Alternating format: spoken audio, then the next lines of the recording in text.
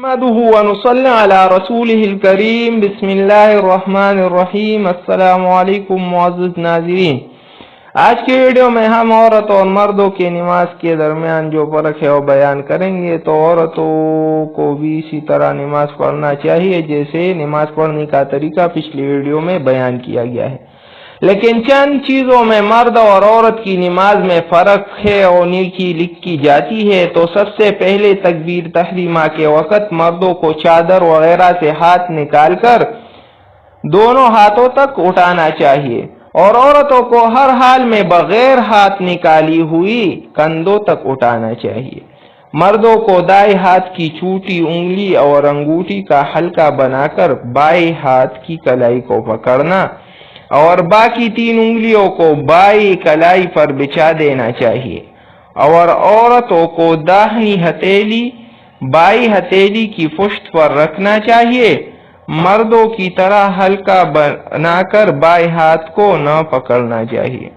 مردوں کو رکوع میں اچھی طرح جھکنا چاہیے کہ سر اور پشت برابر ہو جائے، اور عورتوں کو صرف اس قدر جھکنا چاہیے کہ جس سے ان کے ہاتھ گھٹنوں تک پہنچ جائے۔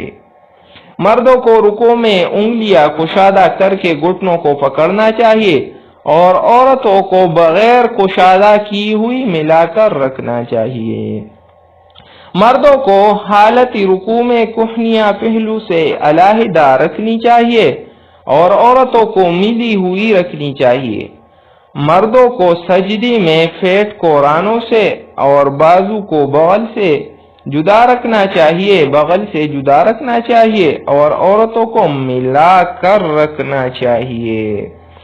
سجدے میں مردوں کی کہنیاں زمین سے اٹھی ہوئی ہو اور عورتوں کی کہنیاں زمین پر بچھی ہوئی ہو۔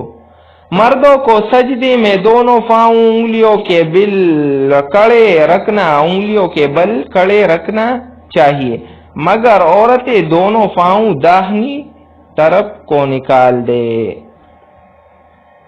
مردوں کو بیٹھنے کی حالت میں بائیں پاؤں پر بیٹھنا چاہیے اور داہنی پاؤں کی انگلیوں کے بل کڑے رکھنا چاہیے، اور عورتوں دونوں پاؤں کو داہنی طرف نکال کر بیٹھنا چاہیے۔ عورتوں کو کسی وقت آواز بلند سے قرات کرنا اختیار نہیں، بلکہ وہ ہر وقت آہستہ آواز سے قرات کرے، اور مردوں کے لیے بعض حالت میں زور سے قرات پڑھنا واجب ہے اور بعض حالت میں جائز۔